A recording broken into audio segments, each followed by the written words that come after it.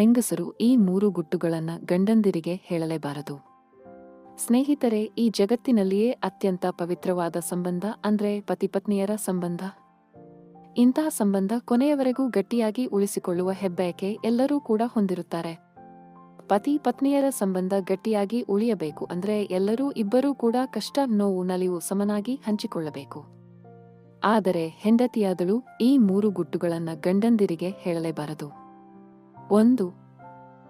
ಹೆಂಡತಿಯಾದವಳು ಗಂಡನಿಗೆ ಕೋಪದಲ್ಲಿ ನಿನ್ನನ್ನು ಮದುವೆಯಾಗುವುದಕ್ಕಿಂತ ಬೇರೆ ಯಾರನ್ನಾದರೂ ಮದುವೆಯಾಗುತ್ತಿದ್ದರೆ ಮಹಾರಾಣಿ ತರಹ ಐಷಾರಾಮಿ ಜೀವನವನ್ನು ನಡೆಸುತ್ತಿದೆ ಎಂಬ ಒಂದೇ ಒಂದು ಮಾತು ಅಪ್ಪಿತಪ್ಪಿಯೂ ಹೇಳಬಾರದು. ಯಾಕೆಂದರೆ ಗಂಡನಿಗೆ ಆ ಮಾತಿನಿಂದ ತುಂಬಾನೇ ಬೇಜಾರಾಗುತ್ತೆ. ಅಂತಹ ಮಾತು ಬಾಯಿ ತಪ್ಪಿಯೂ ಕೂಡ ಹೆಂಗಸರ ಬಾಯಿಯಲ್ಲಿ ಬರಬಾರದು. 2. ಪಕ್ಕದ ಮನೆಯವರು ಹೇಗೆ ಸಂಸಾರ ನಡೆಸುತ್ತಿದ್ದಾರೆ ನೋಡಿ.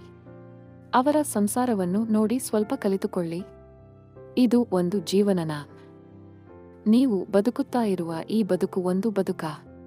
ಪಕ್ಕದ ಮನೆಯ ಸಂಸಾರ ಎಷ್ಟೊಂದು ಸುಂದರವಾಗಿ ನಡೀತಾ ಇದೆ ನೋಡಿ. ಅವರು ಎಷ್ಟು ಹ್ಯಾಪಿ ಲೈಫ್ ಲೀಡ್ ಮಾಡ್ತಾ ಇದ್ದಾರೆ, ಅವರು ಎಷ್ಟು ಸಂತೋಷವಾಗಿದ್ದಾರೆ ಅಂತ ಬೇರೆಯವರ ಬಗ್ಗೆ ಗಂಡನ ಹತ್ತಿರ ಯಾವತ್ತೂ ಮಾತನಾಡಬಾರದು. 3.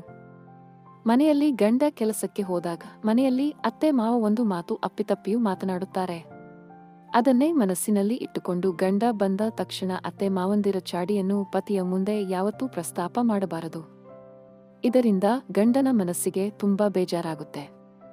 ನಿಜ ಹೆಂಗಸರು ತನ್ನ ಸರ್ವಸ್ವವನ್ನು ಬಿಟ್ಟು ಗಂಡನ ಮನೆಗೆ ಬಂದಿರುತ್ತಾಳೆ. ಹಾಗೆಯೇ ಪತಿಯೂ ಕೂಡ ತಂದೆ ತಾಯಿಯರನ್ನ ದೇವರು ಅಂತ ನಂಬಿರುತ್ತಾನೆ. ಸೊಸೆಯಾದವರು ಅತ್ತೆ ಮಾವಂದಿರನ್ನ ತನ್ನ ತಂದೆ ತಾಯಿ ಅಂತ ತಿಳಿದುಕೊಂಡು ಸಂಸಾರವನ್ನು ಮುನ್ನಡೆಸಬೇಕು. ಒಂದು ವೇಳೆ ನೀವು ಅತ್ತೆ ಮಾವಂದಿರ ಚಾಡಿಯನ್ನ ಗಂಡಂದಿರಿಗೆ ಹೇಳಿದರೆ ಗಂಡನ ಮನಸ್ಸಿನಲ್ಲಿ ಇವಳು ನನ್ನ ಮನೆ ಹೊಡೆಯುತ್ತಿದ್ದಾಳೆ ಅಂತ ಭಾಸವಾಗುತ್ತದೆ.